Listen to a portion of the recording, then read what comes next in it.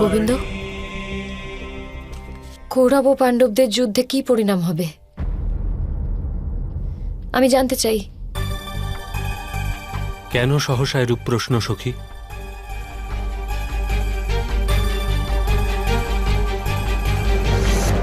এই যুদ্ধে ভীম তথা অর্জুন নিজের পণ পূর্ণ করবে, অধার্মিকদের দণ্ডপ্রাপ্তি হবে, ধর্মের বিজয় হবে।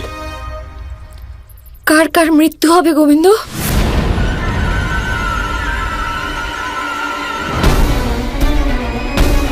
কে কে জীবিত থাকবে? যুদ্ধের পরিণাম কে জানতে পারে সখী? আপনি জানেন, বলুন কেন আমার বাঁধা রক্ষা কবচ ছিন্ন হলো?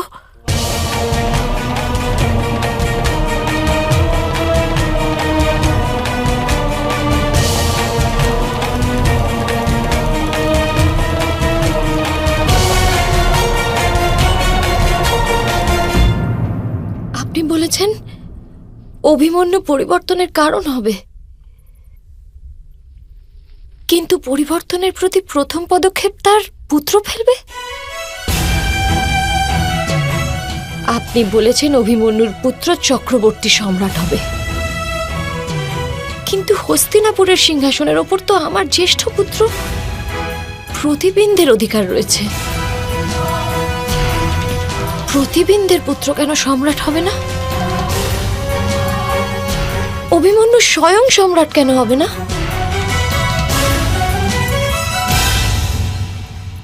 আপনার কথায় আমি গভীর সংকেত পাচ্ছি গোবিন্দ, কিন্তু আমার স্পষ্ট উত্তর চাই।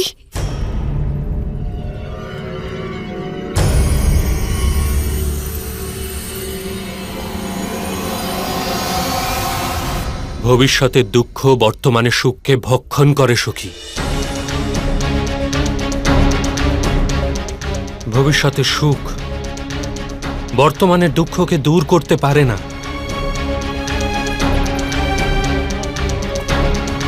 ভবিষ্যৎ জানার প্রয়াস করো না সখী, এতে কোনো লাভ নেই। বর্তমানে জীবন কাটাও, নিজের কর্ম করো,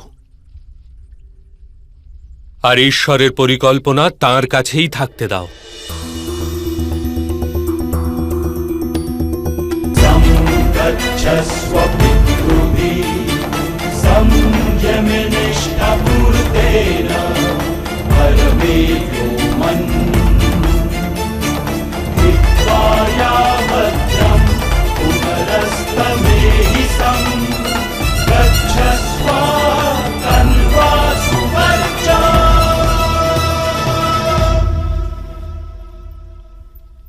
অর্থাৎ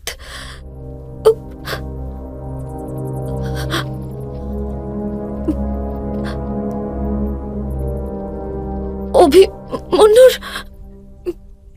মৃত্যু ঘটবে?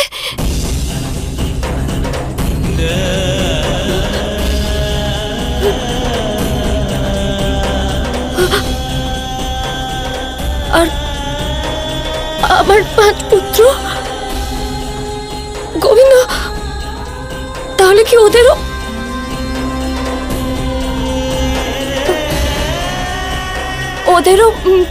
মৃত্যু ঘটবে?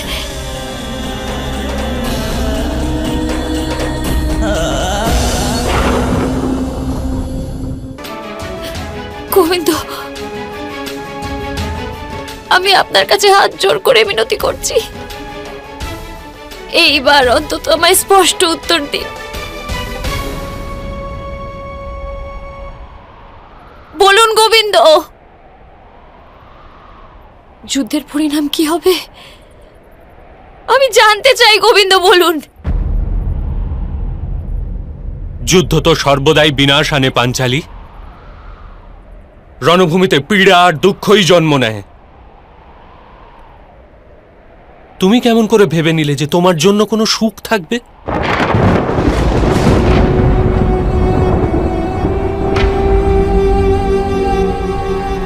হ্যাঁ, তোমার পঞ্চস্বামী ব্যতীত মহারাজ শান্তনুর বংশের সমস্ত প্রদীপ নিভে যাবে। সমগ্র বংশের নাশ হয়ে যাবে এই যুদ্ধে।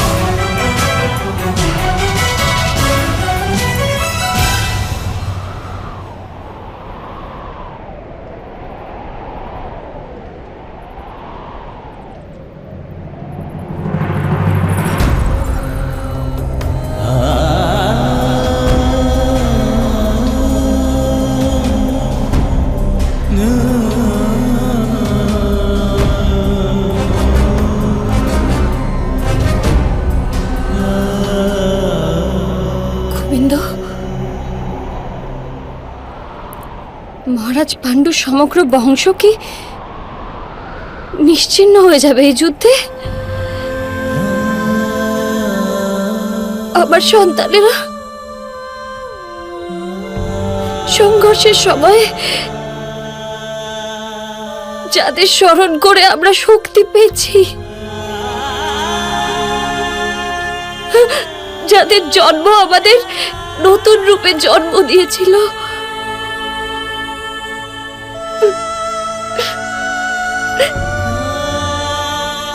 তাদের মৃত্যু হয়ে যাবে।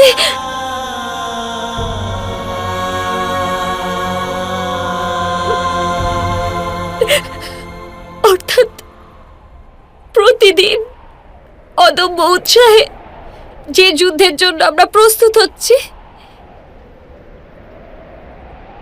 সে কি নিজেদের সন্তানদের মৃত্যুর জন্য প্রস্তুত হচ্ছে?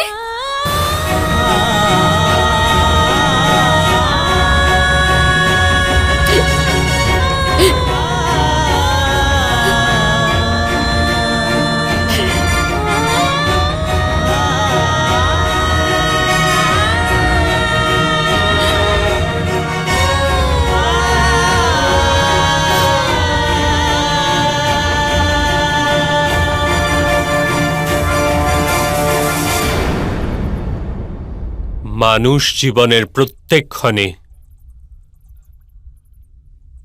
মৃত্যুর দিকেই পা বাড়ায় সখী। বাস্তবে সে যা করে তা কি মৃত্যুর জন্যই করে না?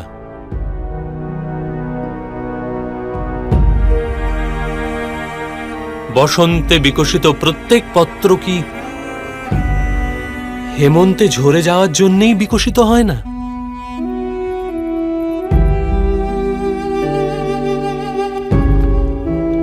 তাহলে তার বিকাশ লাভ সূর্যকিরণ পান করা আর বায়ুতে আন্দোলিত হয়ে মধুর ধ্বনি উৎপন্ন করা সবই কি ব্যর্থ?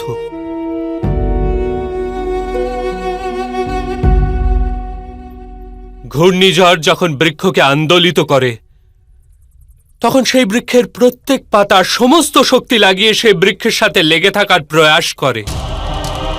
আর যখন পীত বর্ণ ধারণ করে, তখন সুখে ঝরে যায়। সৃষ্টিও এক বিশাল বৃক্ষ সখী।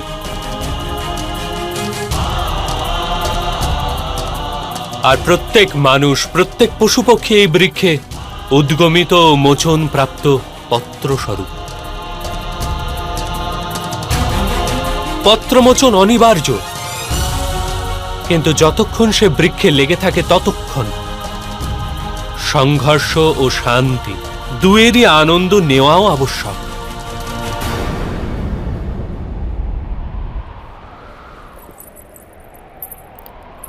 আমি কোনো আনন্দ দেখতে পাচ্ছি না গোবিন্দ।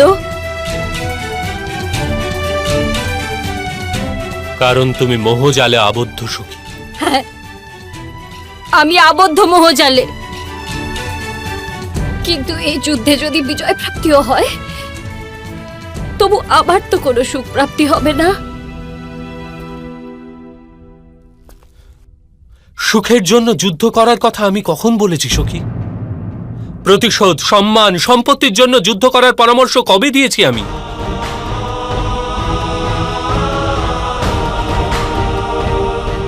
এই যুদ্ধ তো সমাজের সুখের জন্য করতে হবে সখী।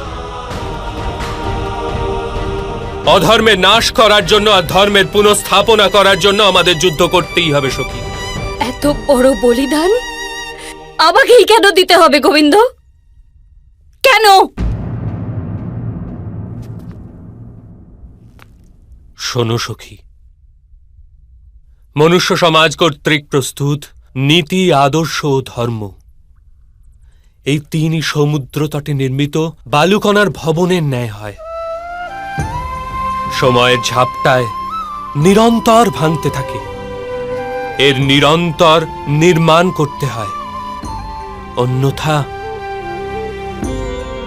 নীতি, আদর্শ, ধর্ম এ সমস্তই নাশ হয়ে যায়। কিছু মানুষকে ঈশ্বর সেই শক্তি দেন যে ধর্মের পুনঃস্থাপনা করতে পারে, আর যার কাছে সেই শক্তি থাকে সে নিজের সমস্ত বলিদান দিয়েও ধর্মের জন্য সংঘর্ষ করতে থাকে। সে ভগবান রামচন্দ্রই হন অথবা ভগবান পরশুরাম অথবা বিষ্ণুর বামন অবতার। ধর্মের স্থাপনা করার জন্য সংঘর্ষকারীরই পূজা করে এই সংসার।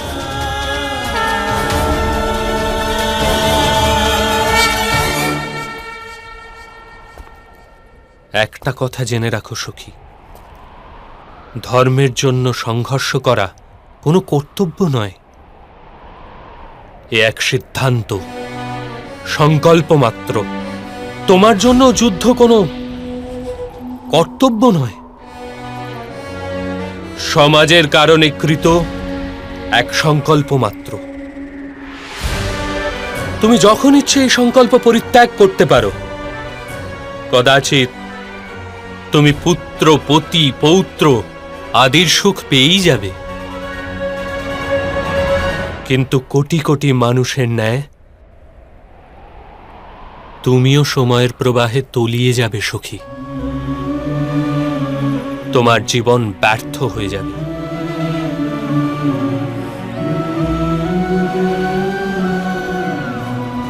তোমার কারণে কারোর কোনো লাভ প্রাপ্তি হবে না। ঈশ্বর তোমাকে যে বিশেষ শক্তি দান করেছেন, সেই ঈশ্বরের বিশ্বাস ভঙ্গ হবে।